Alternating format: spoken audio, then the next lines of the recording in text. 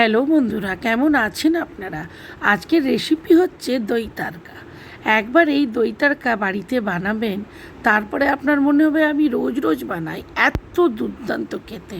Fry প্যানে একটু বেশি পরিমাণে ঘি নিয়ে জিরে, সর্ষে আর হিং ফোড়ন দিয়ে দিচ্ছি।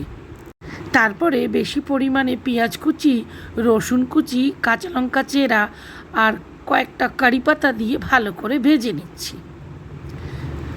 ভেজে নেওয়ার পর এর মধ্যে হলুদ আর চাট মশলা দিয়ে ভালো করে ভেজে নিচ্ছি। এদিকে আমি দইটা বেশ ভালোভাবে পেটিয়ে এই পেঁয়াজের মধ্যে দিয়ে ভালো করে মিলিয়ে নেব আর দিয়ে দেবো এর মধ্যে স্বাদ মতো নুন। বেশ ভালো করে এটা মিশে যাবে। তারপরে এটা নামিয়ে দিচ্ছি, দিয়ে এর মধ্যে ধনেপাতা কুচিয়ে দিচ্ছি। একবার আপনারা বাড়িতে বানিয়ে দেখুন, দারুণ লাগবে খেতে। আর কেমন লাগলো আমাকে নিশ্চয়ই জানাবেন।